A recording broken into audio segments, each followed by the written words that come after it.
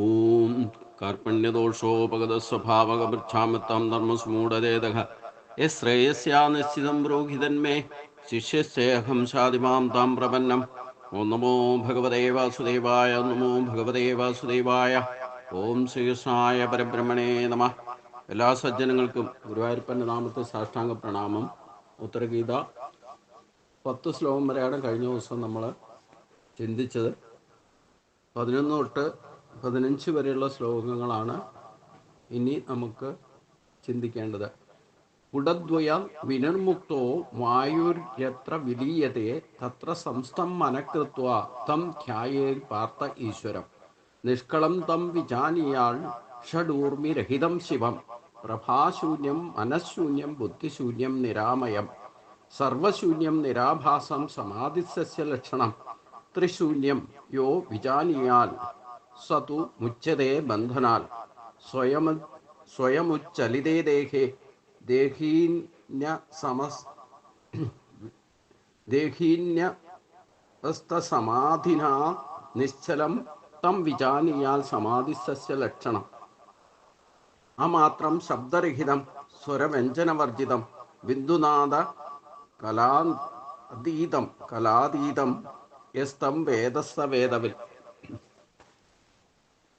പുടദ്വയ വിനിർമുക്തോ വായുരത്ര വിലീയതേ തത്ര സംസ്ഥമന മനഃകൃത്വ തം ധ്യായേൽ പാർത്ഥ ഈശ്വരം.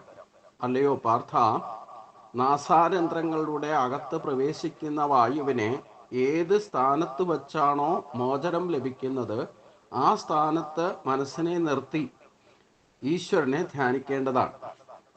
അതായത് ശ്വാസമെടുത്താൽ അത് എവിടെയാണോ പോയി തട്ടുന്ന സ്ഥലം, അതായത് ആജ്ഞാചക്രത്തിൽ ഹൃദയസ്ഥാനത്താണ് അത് തട്ടുന്നത് എന്നാണ് സങ്കല്പം.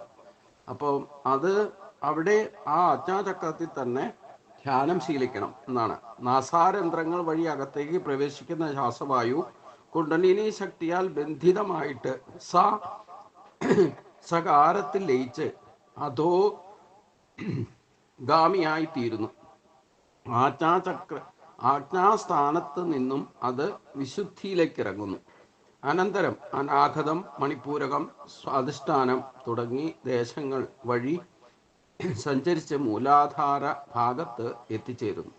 അതായത് നമ്മൾ ശ്വാസം എടുത്തിട്ട് വിടുന്നത് അത് തിരിച്ച് മൂലാധാരത്തിലേക്ക് തന്നെ എത്തുന്നു എന്നാണ് ഇവിടെ സൂചിപ്പിക്കുന്നത്. അവിടെ വെച്ച് ഊർധ്വനാഥമായിരിക്കുന്ന ഹകാരത്തോടു കൂടി യോജിച്ച് ഊർധ്വഭാഗത്തേക്ക് മുഖം തിരിച്ച് പ്രാണായാമം ആരംഭിക്കുന്നു. വീണ്ടും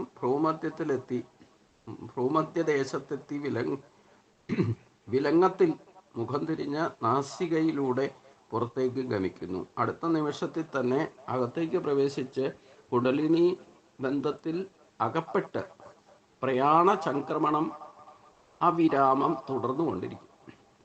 ഈ പ്രക്രിയയിൽ നിന്നും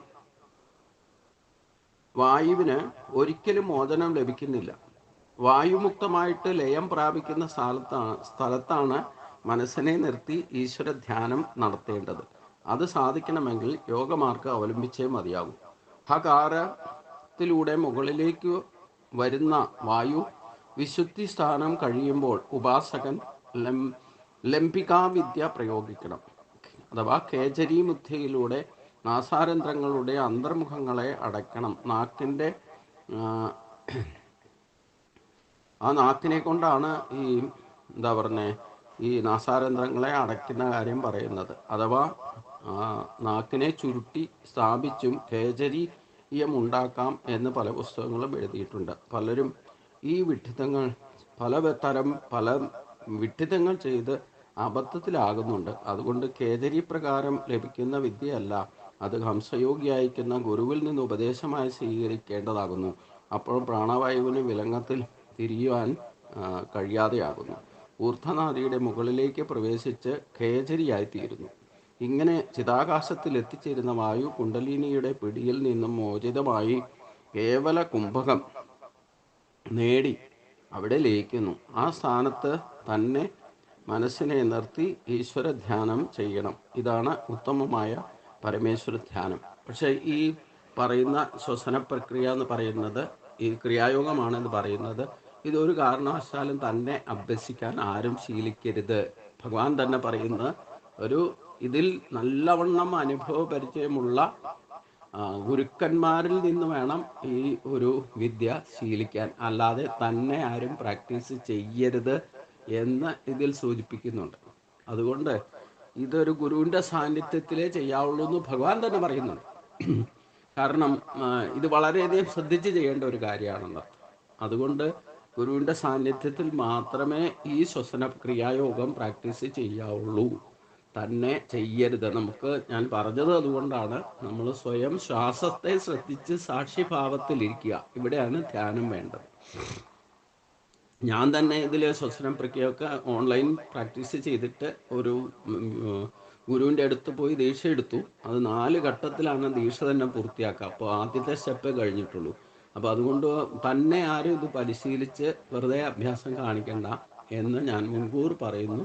കാരണം അത്യന്ത രഹസ്യമായിരിക്കുന്ന ഒരു കാര്യം ഭഗവാൻ തന്നെ പറയുമ്പോൾ ഒരു ഗുരുവിൻ്റെ സാന്നിധ്യത്തിൽ ശീലിക്കാവുള്ളൂ എന്ന് പറയുന്നുണ്ട്, അർജുനോട് പറയുമ്പോൾ തന്നെ. അപ്പോൾ നമ്മളത് നിസ്സാരമായിട്ട് എടുക്കേണ്ട കാര്യമല്ല എന്നർത്ഥം.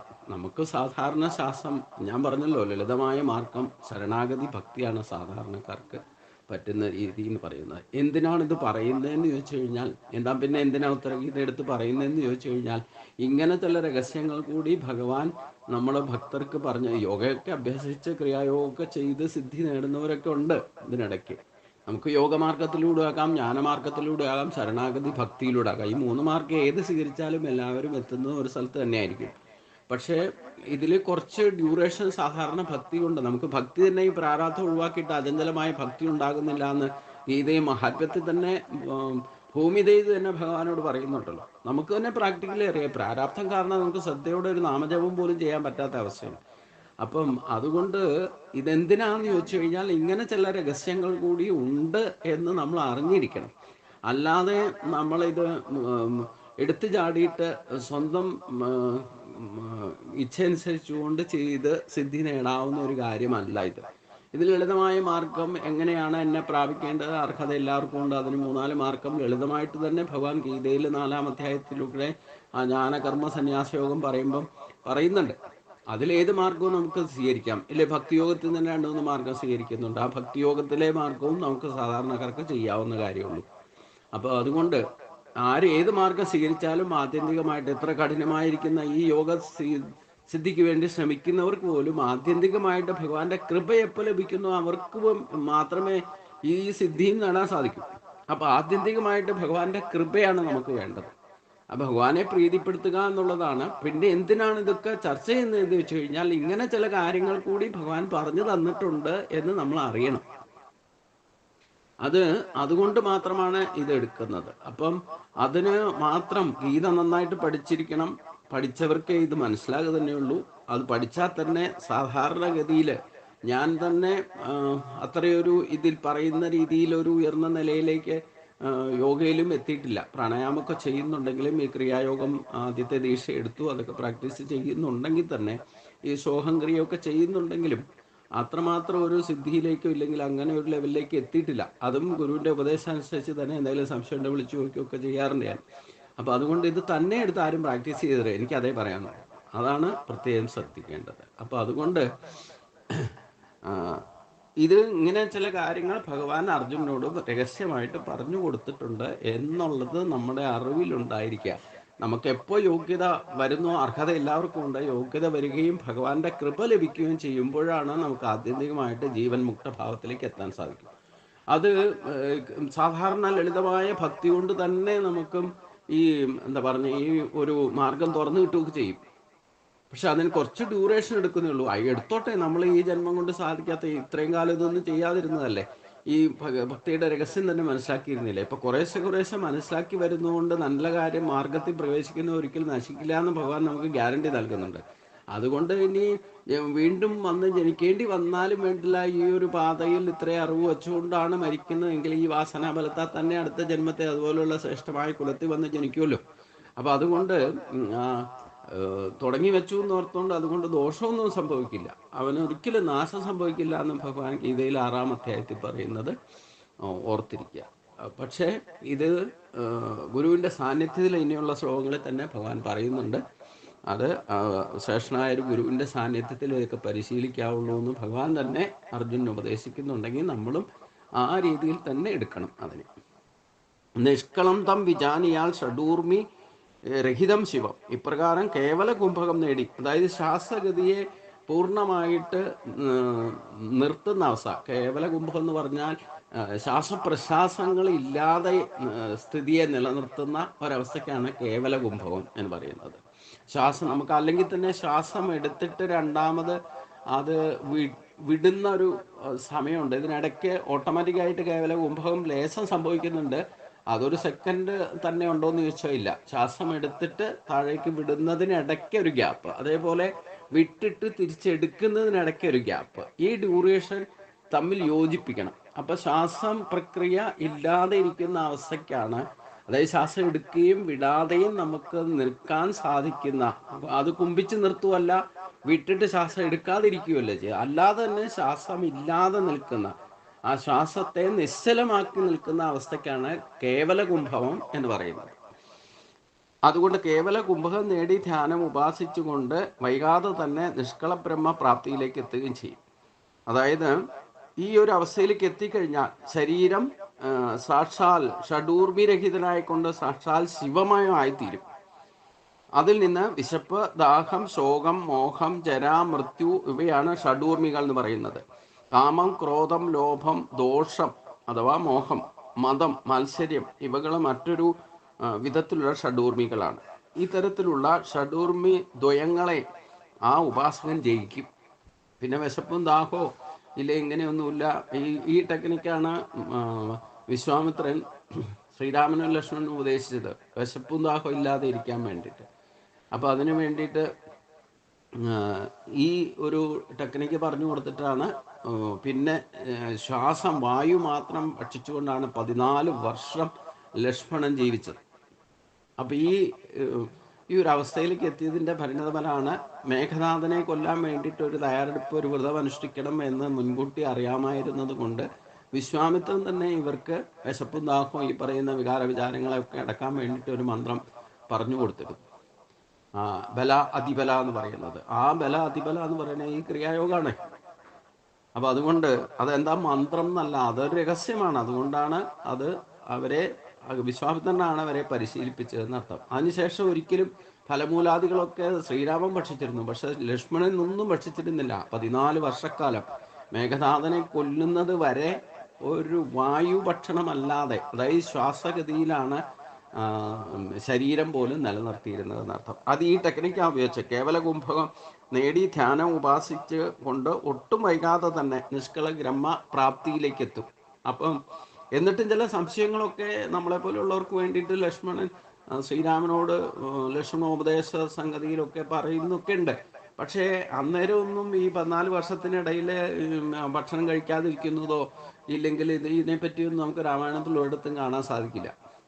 അവസാനമാണ് വിഭീഷണനാണ് ലക്ഷ്മണന് മാത്രമേ മേഘനാഥനെ കൊല്ലാൻ പറ്റുള്ളൂ, കാരണം 14 വർഷമായിട്ട് ഈ വ്രതം നോക്കിയിരിക്കുന്ന ആളാണ്.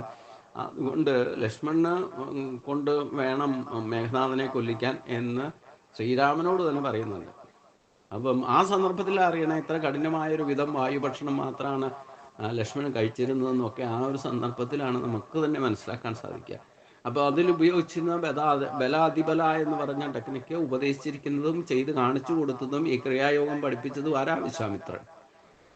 അപ്പൊ അതുകൊണ്ട് ആ വിശ്വാമിത്രന്റെ സാന്നിധ്യത്തിലാണ് ഇവരത് പഠിച്ചത്.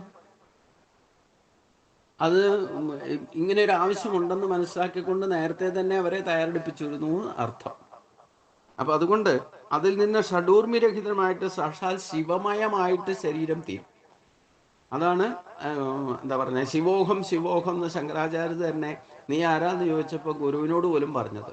എൻ്റെ ശങ്കരാചാര്യരൊക്കെ 8 വയസ്സിൽ തന്നെ ആ യോഗബലത്തിൽ എത്തിയിരുന്നു.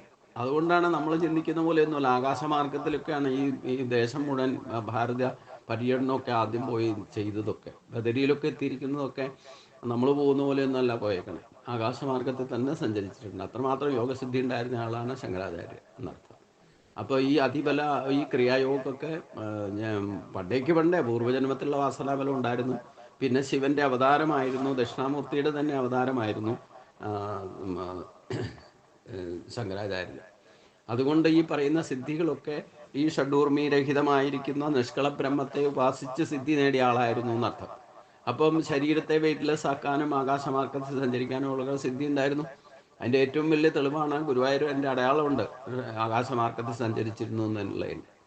അപ്പോൾ അതുകൊണ്ട് നമ്മൾ വടക്കേ നടയിൽ പോയാൽ ഇന്ന് വാർത്തിട്ടിട്ടുണ്ടെങ്കിൽ പോലും അവിടെ ഒരു ഹോളും ശങ്കരാചാര്യൻ്റെ ആ തൂണിൽ താമസിച്ചിരിക്കുന്ന പ്രതിഭയുടെ നേരെ മുമ്പിലും താഴെ മാർക്ക് ചെയ്ത് വെച്ചിട്ടുണ്ട്.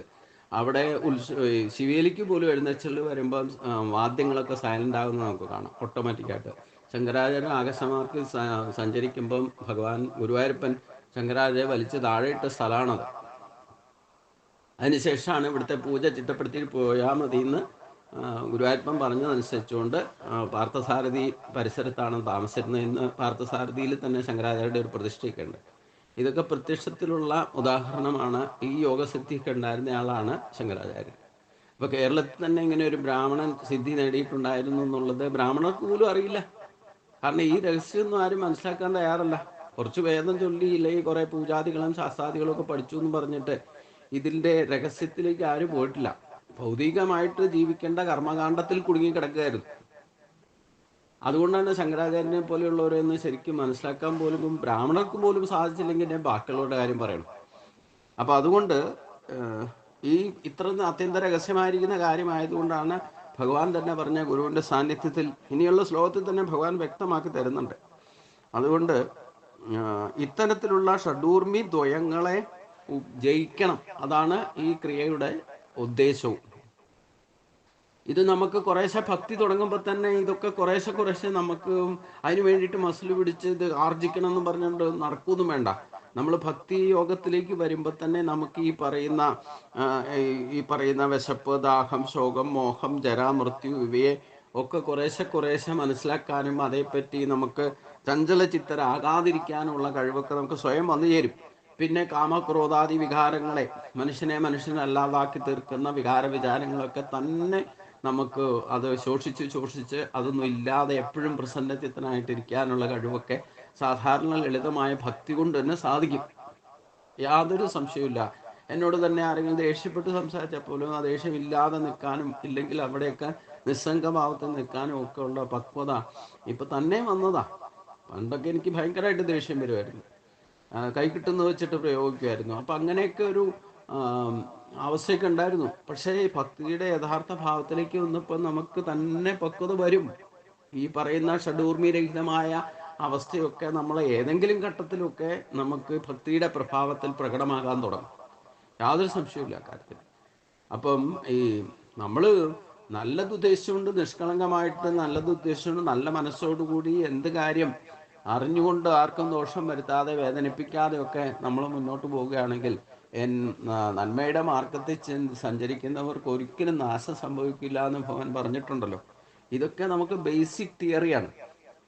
ഇതൊക്കെ മനസ്സിലാക്കിക്കൊണ്ട് വേണം ഭക്തിഭാവത്തെ പ്രകടമാക്കാം. അപ്പം നമ്മൾ ഭക്തി നേരത്തെ ഉണ്ടായിരുന്ന നമുക്ക് ആ സ്വഭാവത്തിൽ തന്നെ ഒരുപാട് പരിവർത്തനങ്ങൾ തന്നെ വരും.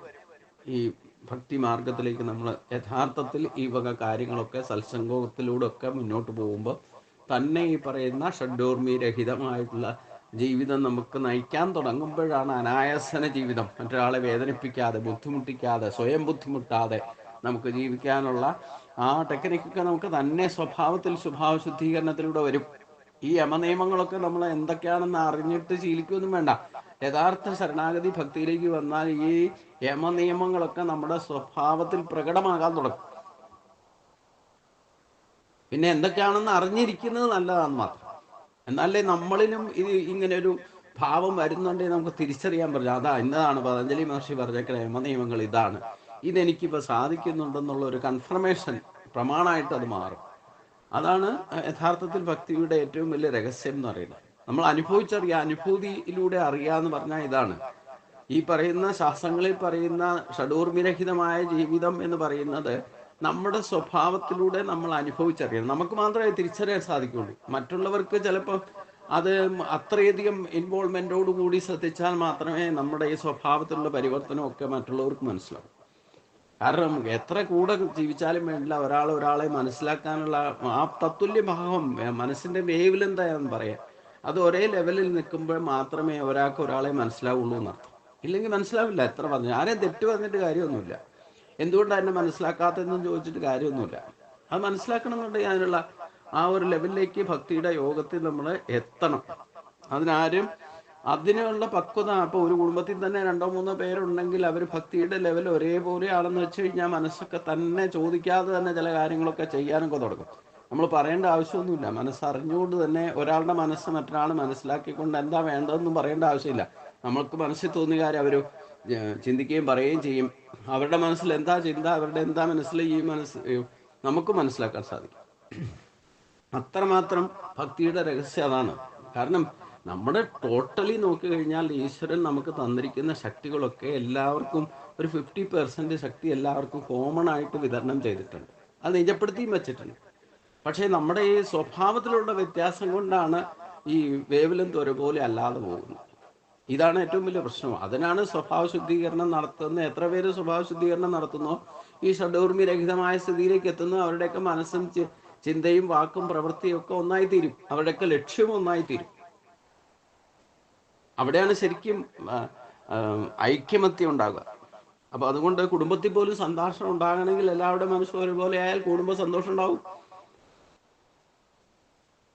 ഇതൊക്കെയാണ് നമ്മൾ അറിഞ്ഞിരിക്കേണ്ട ചില രഹസ്യങ്ങളുണ്ടെന്നർത്ഥം. ഈ വേവ് ലെങ്ത്, മനസ്സിന്റെ വേവ് ലെങ്ത് ഒരുപോലെ അല്ലെങ്കിലാണ് അഭിപ്രായ ഐക്യം പോലും ഇല്ലാതെ ഇങ്ങോട്ട് വിളിച്ചാൽ അങ്ങോട്ട് പോകും. നേരെ വിപരീത ബുദ്ധിയായിരിക്കും പ്രവർത്തിക്കുക.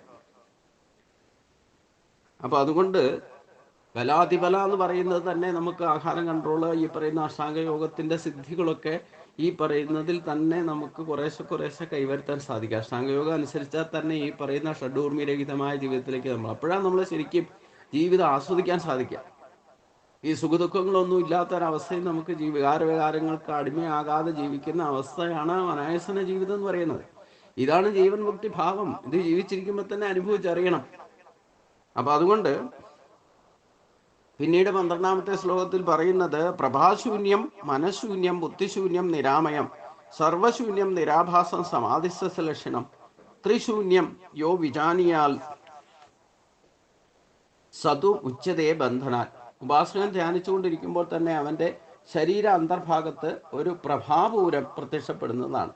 ഇതാണ് ആത്മപ്രകാശം എന്ന് പറയും. ഇതിന്റെ വർണ്ണവും രൂപവും എന്തെന്ന് പറയാൻ ആർക്കും സാധ്യമല്ല. ചില അനുഭവസ്ഥർ പറയുന്നു, സ്വർണപ്രഭയാൽ മുങ്ങിയ വൈലറ്റ് നിറമാണ് കാണുന്നത്. രാജയോഗ ശൈലിയിൽ ഉപാസിക്കുന്ന എനിക്ക് ചുവപ്പും വെളുപ്പും തമ്മിൽ ലയിച്ച് സ്വർണ പ്രഭാ നികുഞ്ചമാണ് പ്രത്യക്ഷപ്പെടുന്നത്.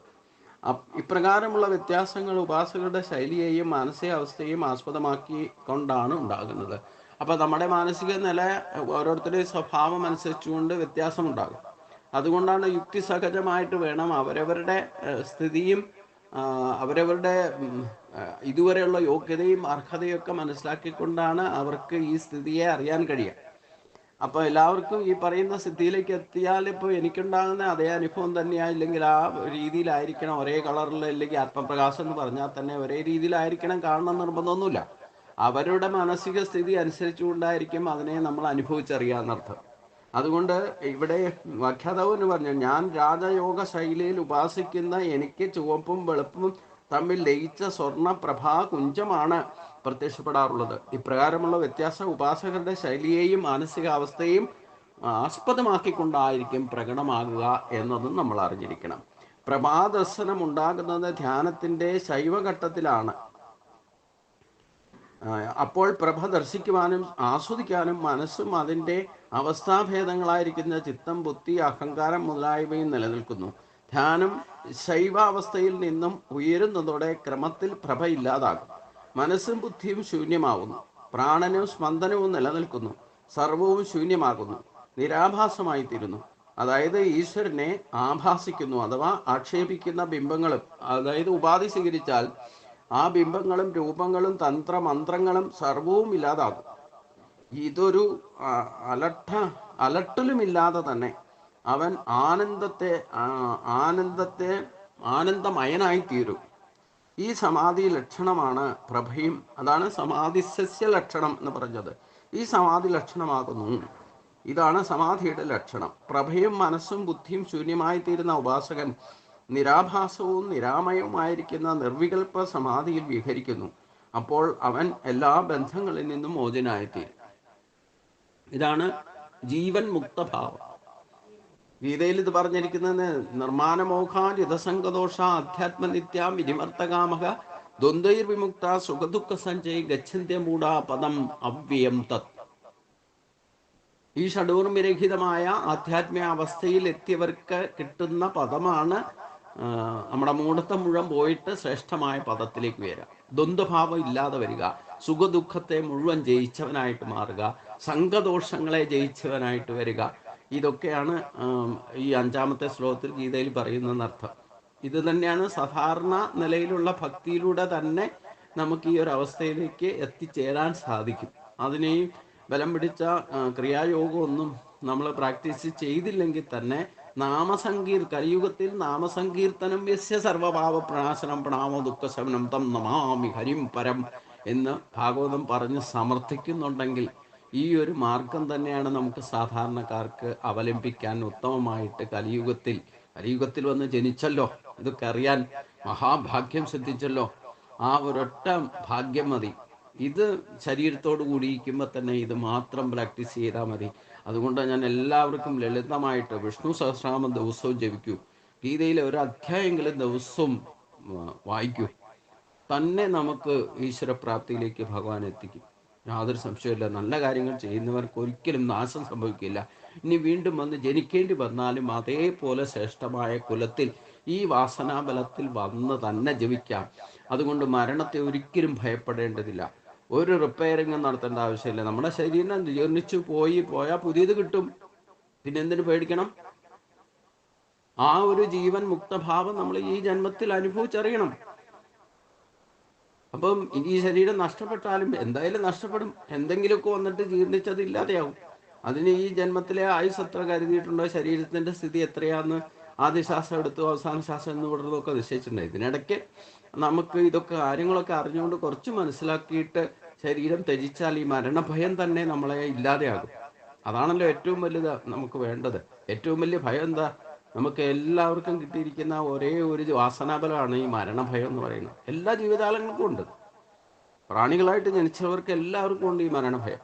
അതിനു വേണ്ടിയിട്ടാണ് എല്ലാവർക്കും. ഒരു പാമ്പിന് പോലും നമ്മുടെ അടുത്ത് ചെന്ന് കഴിഞ്ഞാൽ അതിന് പേടിച്ചിട്ടാണ് നമ്മളെ കടിക്കുകയൊക്കെ ചെയ്യണേ.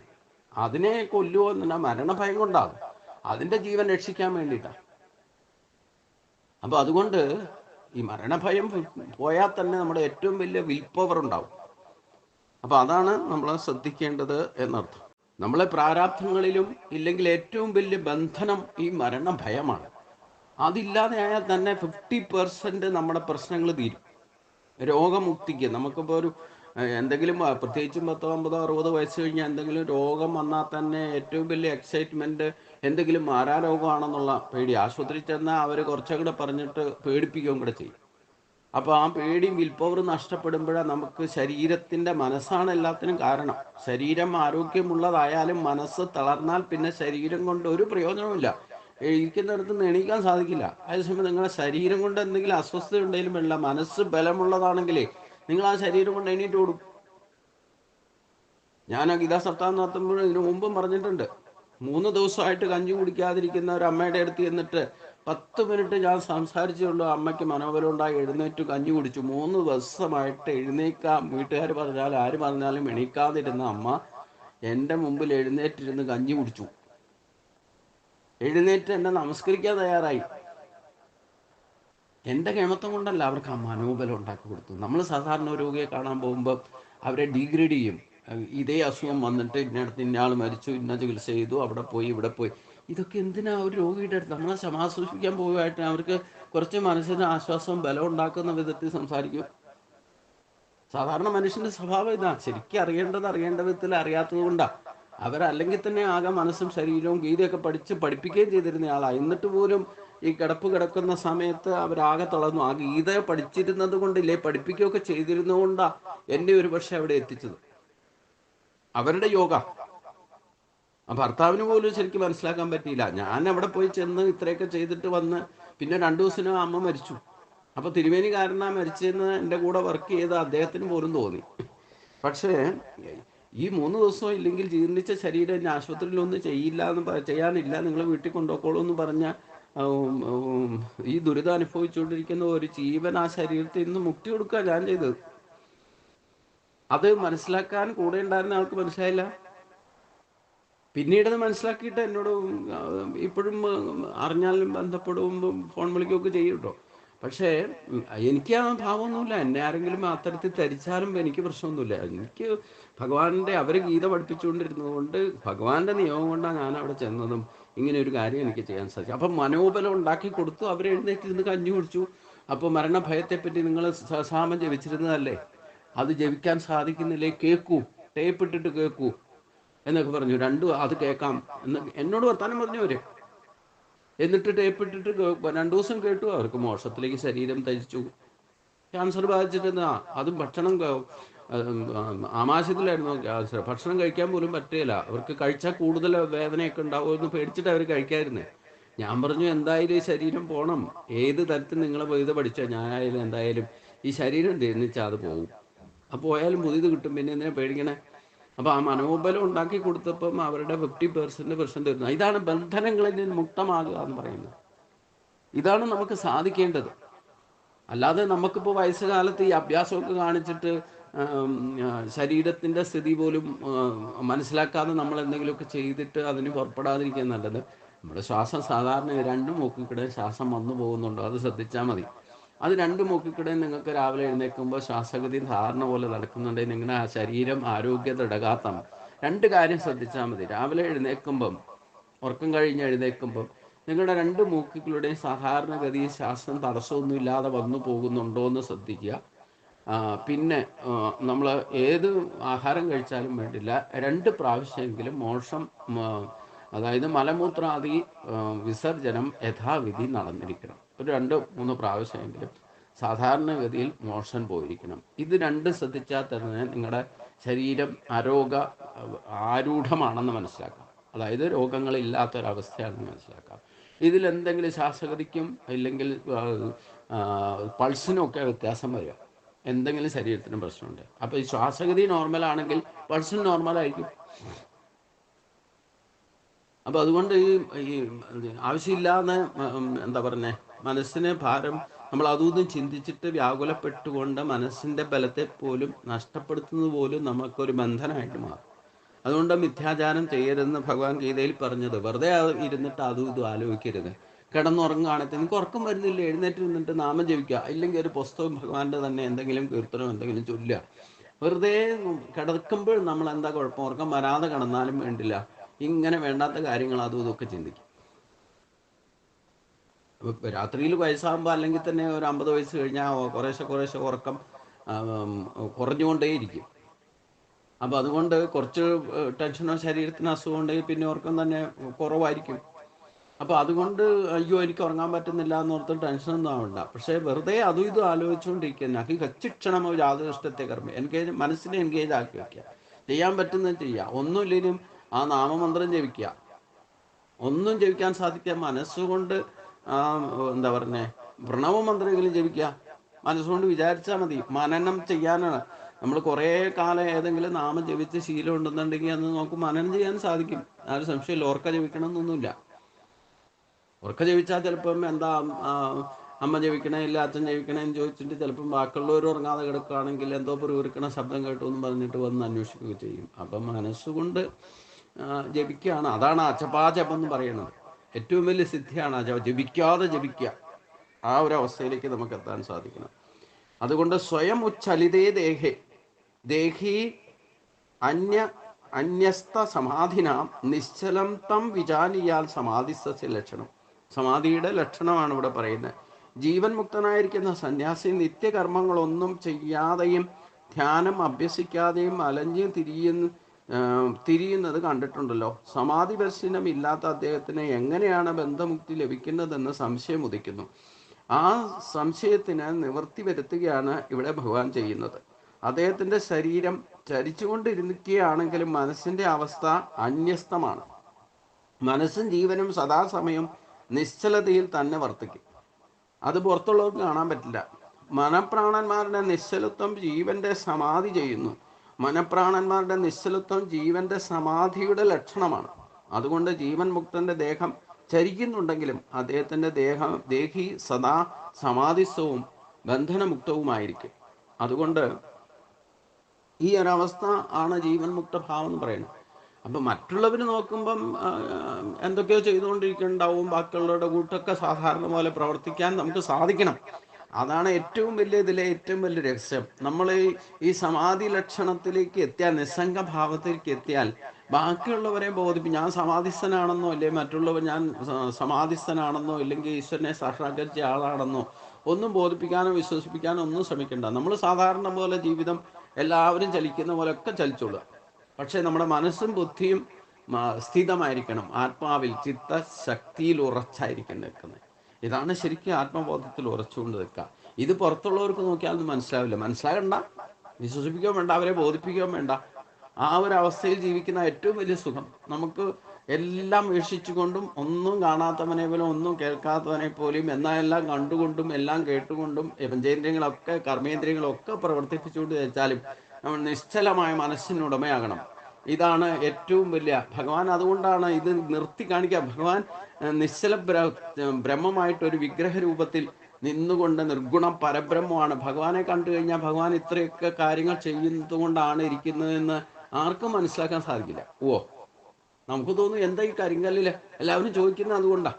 ഈ ബിംബം രൂപയുടെ നിൽക്കുന്ന ഈ നിശ്ചലമായിരിക്കുന്ന ഏത് ലോഹം കൊണ്ടുണ്ടാക്കിയ വിഗ്രഹം സ്വർണം കൊണ്ടുണ്ടാക്കിയാലും വേണ്ടില്ല, അത് നിശ്ചല സ്വരൂപ. ഇത് സമാധിസ്ഥ ലക്ഷണമാണ്. ഭഗവാൻ പുഞ്ചിരിച്ചുകൊണ്ടാണ് നിൽക്കുന്നത് എപ്പോഴും. പക്ഷേ നിർഗുണ പരബ്രഹ്മ രൂപത്തിൽ നിന്നുകൊണ്ട് ഈ ലോകത്തെ മുഴുവൻ സഹയജ്ഞ ഭാവനയോടെ സഹയജ്ഞ പ്രജാശിഷ്ട പുരോപാച പ്രജാപതി അനേന പ്രസവിഷത്വം മേഷോസിന്റെ കാമദക് എന്ന ആ സത്യത്തെ ഭഗവാൻ നിരന്തരം പ്രവർത്തിച്ചുകൊണ്ടിരിക്കുന്നത്, ചലിച്ചുകൊണ്ടിരിക്കുന്നു.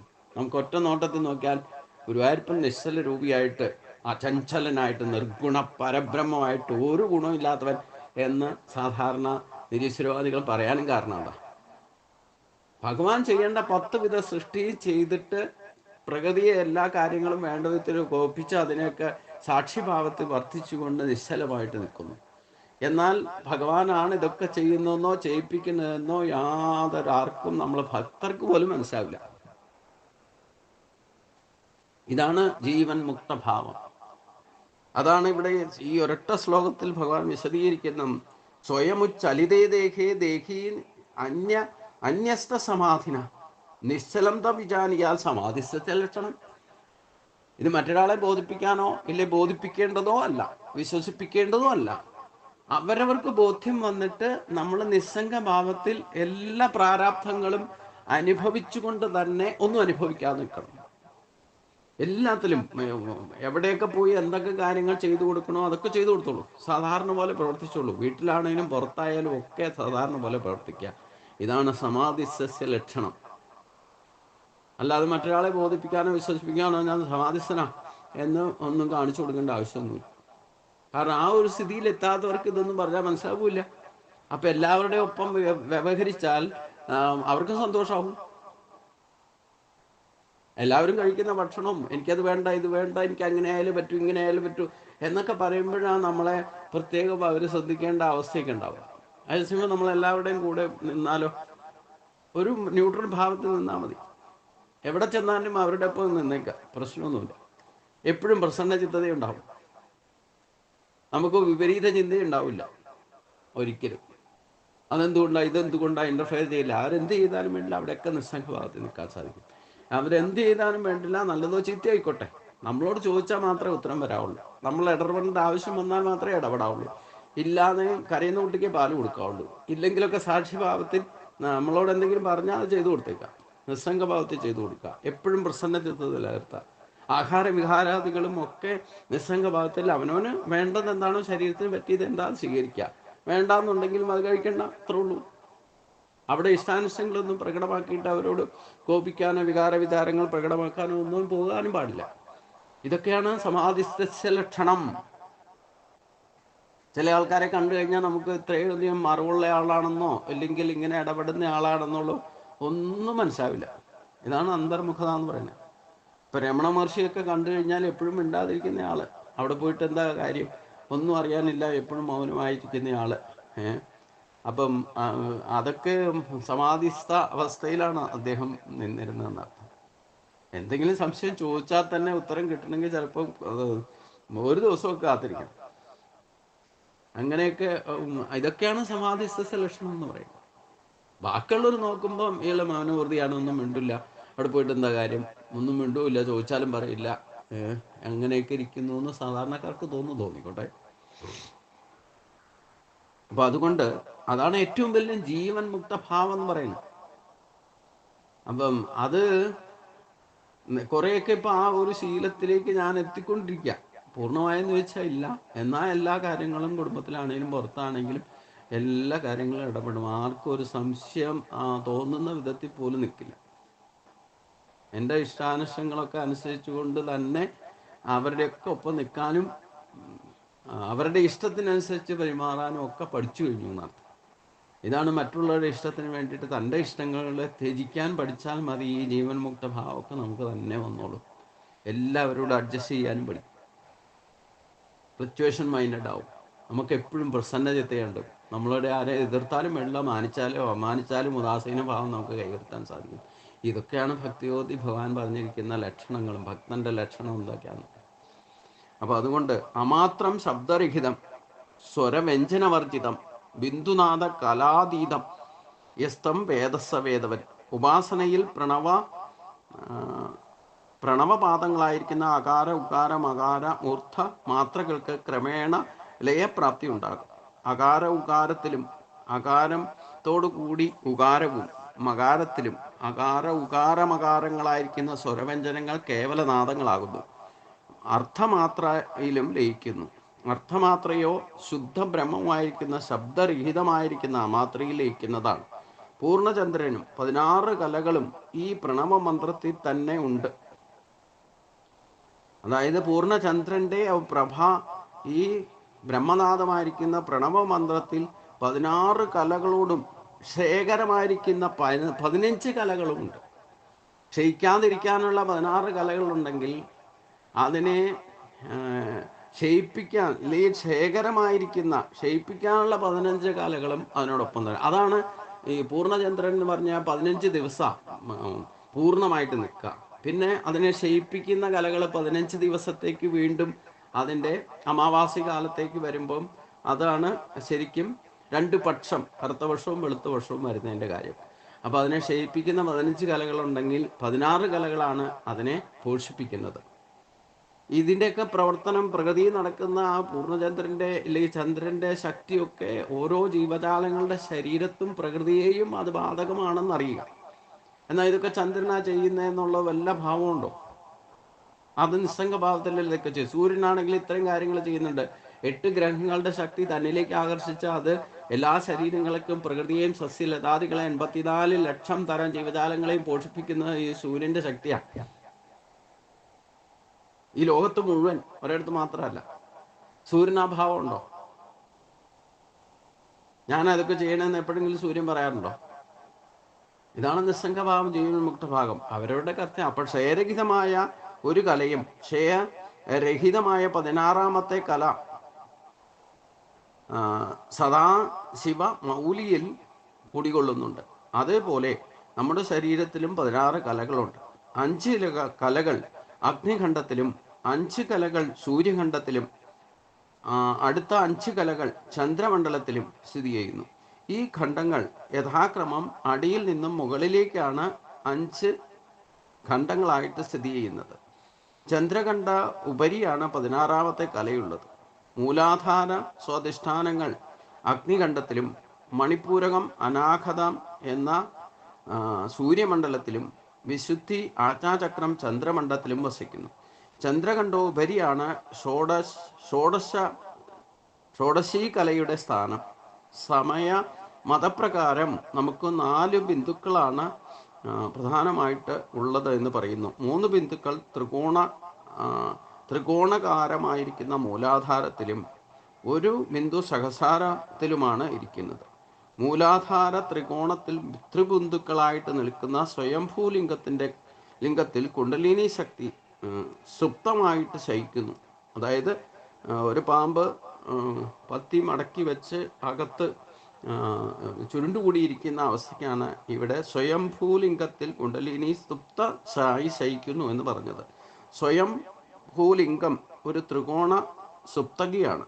ത്രികോണാകാരത്തിലുള്ള സുപ്തകി ഒരു സ്പ്രിങ് ആയിട്ടാണ് കുണ്ടലിനി ശക്തിയുടെ സങ്കല്പം. യഥാർത്ഥത്തിൽ കുണ്ടലിനി ആരംഭിക്കുന്നത് വിശുദ്ധി ചക്രത്തിലും ആജ്ഞാചക്രത്തിലും മധ്യയുള്ള മൂലാധാരത്തിൽ മേൽ മൂലാധാരത്തിൽ നിന്നുമാണ്. അവിടെ ജനിച്ച സർപ്പമണി മുകളിലേക്ക് ഉയർന്ന് ആജ്ഞാചക്രത്തിലെത്തി ഊർധ്വനാഡിയുടെ മുഖത്തെ സ്വശരീരം കൊണ്ട് ഗ്രന്ഥി രൂപത്തിൽ അടച്ച് അവിടെ നിന്നും പിന്തിരിയുന്നു. താഴേക്കിറങ്ങി ക്രമത്തിൽ ഓരോ ആധാരചക്രത്തെയും കടന്ന് മൂലാധാരത്തിലെത്തി അവിടെ 3.5 ചുറ്റി സ്വാധിഷ്ഠാനത്തിലേക്ക് മുഖം തിരിച്ച് കിടന്നുറങ്ങുന്ന അവസ്ഥയിലാണ് കിടക്കുന്നത്.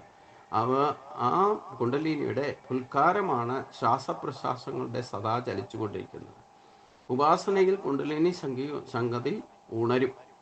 ഈ നട്ടല് നിവർത്തിയിരുന്ന് നമ്മൾ നാമം ജപിച്ചാൽ തന്നെ കുറേ കാലം ചെയ്തു കഴിഞ്ഞാൽ, മുടങ്ങാതെ നൈമിത്യ കർമ്മത്തിൽ ചെയ്താൽ തന്നെ ഈ കുണ്ടലിനി ശക്തി കുറേശ്ശെ ഉയർന്നു വരും എന്നുള്ളതാണ് സത്യം. ഈ സന്ദീപിനി വിദ്യയാൽ വായു മുകളിലേക്ക് അടിക്കുമ്പോൾ മൂലാധാര സ്വാധിഷ്ഠാനങ്ങളെ അഗ്നി ജ്വലിക്കുകയും അതിൻ്റെ ശക്തിയാൽ ആജ്ഞയുടെ അധോഭാഗത്തുള്ള ഗ്രന്ഥികൾ ഉരുകി ഒലിക്കുകയും ചെയ്യുന്നു. ഊർധ്വനാദമായ പ്രണവത്തിൻ്റെ ശിരസിലേറുന്ന കുണ്ടലിനി 3 ബിന്ദുക്കളോടൊപ്പം ഉയരുന്നു. കുണ്ടലിനി വിശുദ്ധി ചക്രം കടക്കുമ്പോൾ ഉപാസകൻ ലംബികാവിദ്യ പ്രയോഗിക്കുന്നു. അതോടെ ഊർധ്വഗ്രന്ഥികളും ഭേദിക്കുന്നു. കുണ്ടലിനി ശക്തി ആജ്ഞയിൽ എത്തി നിൽക്കും. അവിടെ വെച്ച് 3 ബിന്ദുക്കൾ ഒന്നായി തീർന്ന്, അതാണ് അകാര ഉകാര പ്രണവത്തിൻ്റെ ലയം നടക്കുന്നത് അവിടെയാണ്. വീണ്ടും ഊർധ്വഗമനം തുടങ്ങി സഹസാരപത്മത്തിലെ എത്തുന്ന കുണ്ടലിനി ശക്തി ആത്മബിന്ദുവിൽ ലയിക്കും. മൂലാധാരത്തിലെ 3 ബിന്ദുക്കളായിരിക്കുന്ന നക്ഷത്രങ്ങളെ ബ്രഹ്മത്തിലൂടെ ഉയർത്തി ഒരു താരകമാക്കി മാറ്റി വീണ്ടും ഉപാസിച്ച് വീണ്ടും ഉയർത്തി 4ാമത്തേതായ ആത്മബിന്ദുവാകുന്ന താരകബ്രഹ്മത്തിൽ ലയിപ്പിച്ച് അഭ്യസിക്കുന്നത് മഹത്തായ താരക ബ്രഹ്മയോഗമാകുന്നു. ഉപാസന തുടരുന്നതോടെ ആത്മബിന്ദുവും ആത്മനാദവും ഷോഡശകലയും എല്ലാം ശൂന്യമാകും. എല്ലാം മാത്രാതീതവും നാദാതീതവും കാലാതീതവും നിരാകാര നിഷ്കള ബ്രഹ്മത്തിലേക്കുന്നു. മാത്രാതീതവും ശബ്ദരഹിതവും സ്വരവ്യഞ്ജനങ്ങളില്ലാത്തതും ബിന്ദു നാദകലകൾക്ക് അതീതമായിരിക്കുന്ന നിഷ്കള ബ്രഹ്മം ഒന്നു മാത്രമാണ് യഥാർത്ഥ വേദം എന്ന് പറയുന്നത്. വേദം എന്തെന്നറിഞ്ഞ് വിദ്വാനായിരിക്കുന്ന ഉപാസകൻ അപ്പോൾ ആണ് വേദം എന്തെന്നറിയുന്നത് പോലും ഈ ഒരവസ്ഥയിലാണ് ബോധ്യമാകുന്നത് എന്ന് ഭഗവാൻ ഇവിടെ സൂചിപ്പിക്കുന്നത്. അപ്പോൾ അതുകൊണ്ട് ഈ 5 ശ്ലോകങ്ങളാണ് ഇന്ന് നമുക്ക് ചിന്തിക്കേണ്ടിയിരുന്നത്. പുടദ്വയ വിനിർമുക്തോ വായുരത്ര വിലീയത്തെ തത്ര സംസ്ഥം മനഃകൃത്വ തം ധ്യായേത് പാർത്ഥ ഈശ്വരം നിഷ്കളം തം വിജാനിയാൽ ഷഡൂർമിരഹിതം ശിവം പ്രഭാശൂന്യം മനഃശൂന്യം ബുദ്ധിശൂന്യം നിരാമയം സർവശൂന്യം നിരാഭാസം സമാധിസ്യ ലക്ഷണം ത്രിശൂന്യം യോ വിജാനിയാൽ സ മുച്യതേ ബന്ധനാൽ സ്വയം ഉച്ചലിതേ ദേഹേ ദേഹീന്യസ്ത സമാധിന നിശ്ചലം തം വിജാനിയാൽ സമാധിസ്യ ലക്ഷണം അമാത്രം ശബ്ദരഹിതം സ്വരവ്യഞ്ജനവർജിതം ബിന്ദുനാഥ കലാതീതം യസ്തം വേദസ്സ വേദവിൽ. ഇതാണ് 5 ശ്ലോകങ്ങൾ. ഇതിൽ പറയുന്ന കാര്യങ്ങൾ ഞാൻ പറഞ്ഞല്ലോ, അഭ്യസിക്കുന്നത് തന്നെ ചെയ്യരുത്. ഇനിയും പറയുന്ന അടുത്ത 10 ശ്ലോകത്തിൽ തന്നെ ഭഗവാൻ ഗുരുവിൻ്റെ സാന്നിധ്യത്തിലേ ഇത് ചെയ്യാവുള്ളൂ, ശീലിക്കാവുള്ളൂ എന്നൊക്കെ പറയുന്നുണ്ട്. അതുകൊണ്ട് നമ്മൾ കലിയുഗത്തിൽ ഏറ്റവും ശ്രേഷ്ഠമായ കാര്യം ഞാൻ പറഞ്ഞു, നട്ടല് നിവർത്തിയിരുന്ന് ഒരു 3 മണിക്കൂറൊക്കെ ഇരിക്കാനുള്ള സുഖാസനത്തിൽ എന്ന് പറഞ്ഞാൽ നിങ്ങൾക്ക് താഴെ ഇരിക്കാനോ ഇല്ല, ഏത് ആസനത്തിൽ ഇരുന്നാലാണോ സുഖം തോന്നുന്നത് ആ ആസനം സ്വീകരിക്കുക. പക്ഷേ ഏത് ആസനത്തിൽ ഇരുന്നാലും നട്ടല് നിവർന്ന് ഇരുന്ന് തല നേരെ വരത്തക്കവണ്ണം വെച്ചുകൊണ്ട് നാമസങ്കീർത്തനം ചെയ്താൽ തന്നെ ഈ കുണ്ടലിനി ശക്തിയൊക്കെ തന്നെ കുറേശ്ശെ കുറേശ്ശെ ഉണർന്ന് വന്നോളും. എന്തായാലും ഒരു കാര്യം ഉറപ്പിച്ചോളൂ, ഈ കുണ്ടലിനി ശക്തിയുടെ പ്രഭാവം, ഈശ്വരൻ്റെ ശക്തി ഹൃദയ കമലത്തിൽ, അതായത് അനാഹത ചക്രത്തിൽ എത്തുന്നവർക്കാണ് ഭക്തി തന്നെ തുടങ്ങുള്ളൂ. അപ്പം ദൈവിക സമ്പത്തോടുകൂടി ജനിച്ചവരെന്ന് പറഞ്ഞാൽ ജന്മനാൽ തന്നെ, ഇല്ലെങ്കിൽ ജനിച്ചതിന് ശേഷം ഈശ്വര ഭക്തി നമുക്ക് യഥാർത്ഥ രൂപത്തിൽ നിഷ്കളമായിട്ട് ചെയ്യാനും ഇങ്ങനെയുള്ള കാര്യങ്ങൾ അറിയാനുള്ള ജിജ്ഞാസയും, കൂടുതൽ അറിയണം, എത്ര കേട്ടാലും മതി വരാത്തൊരവസ്ഥയുണ്ടെങ്കിൽ നമ്മൾ ദൈവിക സമ്പത്തോടുകൂടി ജനിച്ചതാണെന്നും നമ്മുടെ ഈശ്വര ശക്തി ഹൃദയ കമലത്തിൽ അനാഹത ചക്രത്തിൽ എത്തി നിൽക്കുന്നു എന്നും ഇനി 1-2 ഘട്ടം കൂടെ കടന്നു കഴിഞ്ഞാൽ നമുക്ക് ജീവൻ മുക്തഭാവം അനുഭവിച്ചറിയാനും സാധിക്കും എന്നറിഞ്ഞുകൊള്ളുക. ആ വിശുദ്ധി ആദ്യം ഈ കേട്ട് ഈ സത്സംഗത്തിലൂടെ തന്നെ പാപരാഹിത്യം വരും. പാപരാഹിത്യം വന്നവർക്കാണ് ഇതൊക്കെ കേൾക്കാൻ സാധിക്കുക എന്നുകൂടി ഉറപ്പിച്ചുകൊള്ളൂ. ഇനി അത് കേട്ട് ഉയർച്ചയിലേക്ക് പോകണമെന്നുണ്ടെങ്കിൽ എന്തെങ്കിലും പഴയത് കിടക്കുന്നുണ്ടെങ്കിൽ പോലും, ഇപ്പോൾ ഒരമ്മ ആ സപ്താഹം കഴിഞ്ഞപ്പോൾ പറഞ്ഞല്ലോ, ബോംബെയിലുള്ള ഒരമ്മ 58 വർഷമായിട്ടും ബോംബെ താമസിക്കുന്ന ഒരമ്മ പറഞ്ഞു, എൻ്റെ മനസ്സിലുണ്ടായിരുന്ന സകല മാലിന്യങ്ങളും തിരുമേനി അടിച്ച് തുളച്ച് വൃത്തിയാക്കി തന്നു. അപ്പോൾ സത്സംഗത്തിലൂടെ ഈ ശുദ്ധീകരണം നടക്കും. നമുക്കത് എന്തെങ്കിലും മാലിന്യം കിടക്കുന്നുണ്ടെങ്കിലാണ് ഈ അനേക ജന്മത്തിലോ ഇല്ലെങ്കിൽ ഈ ജന്മത്തിൽ തന്നെ നമ്മൾ ഡിപ്രസ് ചെയ്ത് ജാഗ്രത സുഷുപ്തി ഈ 3 അവസ്ഥ മനസ്സിനുണ്ട്. ജാഗ്രത, സ്വപ്നം, സുഷുപ്തി. 4ാമത്തെ അവസ്ഥ തുര്യാവസ്ഥയുണ്ട്. അതാണ് ഈ പ്രണവമന്ത്രത്തിൻ്റെ 4 മാത്രം പറയുന്നത്. അപ്പോൾ ജാഗ്രത അവസ്ഥയിൽ നമുക്ക് എന്തൊക്കെ സംഭവിക്കുന്നു എന്നുള്ളത് നമുക്ക് ജാഗ്രത ആയിട്ട് അറിയാം. അത് മനസ്സുകൊണ്ടോ ബുദ്ധി കൊണ്ടോ ശരീരം കൊണ്ടോ എന്തൊക്കെ സംഭവിച്ചാൽ നമുക്ക് ചുറ്റും നടന്നാലൊക്കെ അറിയാം. ശരീരവും മനസ്സും ഉണർന്നിരിക്കുന്നു. സ്വപ്നത്തിൽ പോലും വരുന്നത് എന്താ? പൂർവ്വജന്മാർജിതമായ മാലിന്യങ്ങളാണ് സ്വപ്നം വരുന്നത്. അതവിടെ ശരീരം അടങ്ങിയിരിക്കുക, ശരീരം ഉറങ്ങിയിരിക്കും, മനസ്സ് പ്രവർത്തിക്കും. ആ മനസ്സിൻ്റെ മാലിന്യങ്ങളാണ് സ്വപ്നങ്ങളായിട്ട് വരുന്നത്. അത് നല്ലത് ചുറ്റിയായിക്കോട്ടെ. നമ്മൾ സ്വപ്നം കാണുന്നുണ്ടെങ്കിൽ പൂർവ്വജന്മാർജിതമായിട്ടുള്ള ആ കർമ്മങ്ങളുമായിട്ട്, ഇല്ലെങ്കിൽ ആ കാണുന്ന സംഭവമായിട്ട് എന്തെങ്കിലും ബന്ധമുണ്ടാകും. ഇല്ലാത്തത് ഒരിക്കലും വരില്ല, സ്വപ്നം പോലും കാണില്ല. അപ്പോൾ ദുസ്വപ്നം ആയിക്കോട്ടെ, സത്സ്വപ്നം ആയിക്കോട്ടെ, അതൊക്കെ കർമ്മവാസനാബലത്താൽ പൂർവ്വജന്മാർജിതമായിട്ടാണ് മാലിന്യങ്ങളായിട്ട് വരിക. അത് വന്നു പോയാൽ കുഴപ്പമില്ല, പൊക്കോട്ടെ. അത് ചിലപ്പോൾ നമുക്ക് എഴുന്നേറ്റ് വരുമ്പോൾ ആ സ്വപ്നത്തെ പറ്റി ചിന്തയും അത് മറ്റൊരാൾക്ക് പറഞ്ഞു കൊടുക്കാനൊക്കെ സാധിക്കും. അതൊന്നും കുഴപ്പമില്ല, അത് പറഞ്ഞു കൊടുക്കണേ കൊടുത്തോളൂ. അത് സത്യമല്ലല്ലോ. നമ്മൾ സ്വപ്നം കണ്ടത് കഴിഞ്ഞു, ലയിച്ചു പോയി കഴിഞ്ഞു. അത് പറഞ്ഞാലും അതിൽ നിന്നും ഭയപ്പെടാതിരിക്കുക എന്നുള്ളതാണ് ഏറ്റവും. ദുസ്വപ്നം കണ്ടാലും ഭയപ്പെടേണ്ട, നമ്മുടെ പഴയ മാലിന്യം കിടക്കുന്നത് ക്ലിയർ ചെയ്യുന്നതാണെന്ന് മനസ്സിലാക്കിയാണ്. സുഷുപ്തിയിലെ ശരീരവും മനസ്സും ഉണർന്നു കഴിക്കുമ്പോൾ ഈ പരിസരബോധം പോലില്ല, ഒന്നുമില്ലാത്ത, ഇതാണ് ശരിക്കും ലയസ്ഥാനം എന്ന് പറയുന്നത്. ഈ സമയത്താണ് ഈശ്വരശക്തി നമ്മുടെ ശരീരത്ത് പോലും 100% പ്രവർത്തിക്കുക.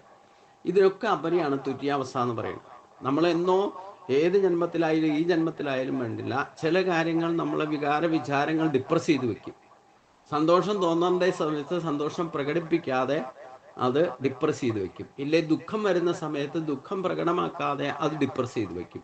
ഇത് കുറേ അധികം ഡിപ്പോസിറ്റ് ചെയ്തിരുന്നാൽ, പ്രത്യേകിച്ചും 50, 60, 70 വയസ്സൊക്കെ കഴിയുമ്പോൾ ഡിപ്രസ് ചെയ്ത് കിടന്നാൽ അത് ഒന്നുകിൽ വിചാരങ്ങളിലൂടെ പുറത്തു പോകണം, ഇല്ലെങ്കിൽ നമ്മൾ ആരോടെങ്കിലും പറഞ്ഞാൽ പുറത്തു പോകും.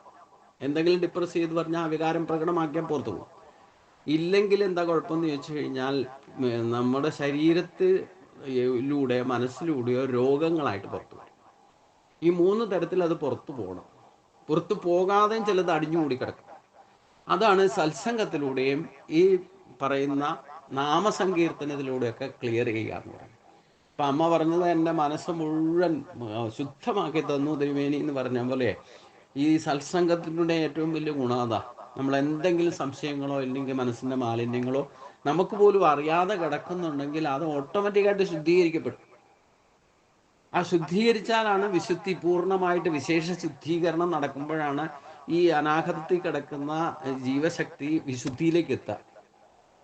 അപ്പോഴേ നമ്മൾ നാമം ജപിക്കുന്നത് പോലും യഥാർത്ഥത്തിൽ നിഷ്കള ബ്രഹ്മത്തെ ഉപാസിക്കാനും ആ മന്ത്രത്തെ ദർശിക്കാനുള്ള ശക്തിയും നമ്മുടെ സ്വനപേടം സ്വർക്കയും ശബ്ദബ്രഹ്മവും അക്ഷരബ്രഹ്മത്തെയും അനുസരിച്ചുകൊണ്ട് തന്നെ അതിൻ്റെ പ്രമാണം എന്താണെന്ന് മനസ്സിലാക്കിക്കൊണ്ട് നാമസങ്കീർത്തനമൊക്കെ ചെയ്യാൻ നോക്കാം. ഈശ്വരൻ്റെ നമ്മുടെ സ്ഥൂല രൂപമാണ് ശബ്ദം. അത് കേൾക്കാൻ സാധിച്ച ഭഗവാന്റെ സ്ഥൂല രൂപമാണ്. ഈശ്വരനെ മനസ്സിൽ കാണാൻ സാധിച്ചാൽ അത് മനക്കണ്ണ് തുറക്കുന്ന ഭഗവാന്റെ സ്ഥൂല രൂപമാണ്. അപ്പം ഇങ്ങനെ അനുഭവിക്കാൻ തുടങ്ങിയാൽ ജീവൻ മുക്തഭാവം നമുക്ക് തന്നെ ഉണ്ടാകാൻ തുടങ്ങും. ഇതുവരെ കിട്ടാത്ത ശാന്തി സമാധാനം അനുഭവിക്കാൻ തുടങ്ങിയാൽ അത് തന്നെയാണ് ജീവൻ മുക്തഭാവം എന്ന് പറയുന്നത്. അത് എല്ലാവർക്കും ഗുരുവായൂരപ്പൻ്റെ കൃപ കൊണ്ട് തന്നെ ഈ നാമസങ്കീർത്തനം കൊണ്ട് തന്നെ സാധിക്കും എന്നാണ് എൻ്റെ കണ്ടെത്തൽ. അതുകൊണ്ട് ഈ അഭ്യാസത്തിനൊന്നും പുറപ്പെടണ്ട. ഞാൻ എന്തിനാ ഇത് പറയണമെന്ന് ചോദിച്ചു കഴിഞ്ഞാൽ, ഗീതയും ഉത്തരഗീതയും തമ്മിലുള്ള വ്യത്യാസം, അന്തരം എന്താണെന്ന് ഞാനൊന്ന് പഠിക്കുക. ആ കൂടെ നിങ്ങൾക്ക് പറഞ്ഞു തരുന്നേ ഉള്ളൂ. ഇത് കേട്ടിട്ട് അയ്യോ ഇതെനിക്ക് സാധിക്കുമോ എന്ന് എക്സൈറ്റ്മെൻറ്റിലേക്ക് പോകുമോ, ഇത് നമുക്ക് സ്വയം ആയിട്ട് ചെയ്തിട്ട് സിദ്ധി നേടാമെന്നുള്ള പരിശീലനമോ ഒന്നും ചെയ്യേണ്ട ആവശ്യമില്ല. അത് ചെയ്യാൻ നമ്മൾ നാമസങ്കീർത്തനം വെച്ച് സർവപാപ പ്രണാശനം ആ ഒരു സ്ഥാപിച്ചു തരിക എന്നുള്ള എൻ്റെ ഉദ്ദേശം. നമുക്ക് ലളിതമായ മാർഗത്തിലൂടെ ഈശ്വരിലേക്ക് എത്താൻ സാധിക്കും. ഈ ജീവൻ മുക്തഭാവം ഏത് പ്രായത്തിലുള്ളവർക്ക് അനുഭവിച്ചറിയാൻ സാധിക്കും എന്ന് സ്ഥാപിച്ചു തരികയാണ് ഞാൻ ഈ കമ്പയർ സ്റ്റഡി നടത്തുന്നതിൻ്റെ ഉദ്ദേശ ലക്ഷ്യം. അത് ഗുരുവായൂരപ്പൻ്റെ അനുഗ്രഹം കൊണ്ട് സാധിക്കട്ടെ. നമുക്കിത് യഥാർത്ഥ ഈശ്വരൻ്റെ പാതയിലേക്ക് ലളിതമായ രീതിയിൽ തന്നെ ആ കാരുണ്യവാനെ സാക്ഷാത്കരിക്കാൻ നമുക്ക് സാധിക്കട്ടെ എന്ന് പ്രാർത്ഥിച്ചുകൊണ്ട് ഇന്നത്തെ ക്ലാസ് നമുക്ക് ഭഗവാന്റെ തൃപ്പാദങ്ങൾ സമർപ്പിക്കാം. എല്ലാവർക്കും നമസ്കാരം. ഓം സ്വസ്തി പ്രജാഭ്യാം പരിപാലയന്താം ന്യായേന മാർഗേണ മഹിം മഹീശാ ഗോബ്രാഹ്മണേഭ്യഃ ശുഭമസ്തു നിത്യം. ലോകാ സമസ്താ സുഖിനോ ഭവന്തു. ലോകാ സമസ്താ സുഖിനോ ഭവന്തു. ഓം ശാന്തി ശാന്തി ശാന്തി.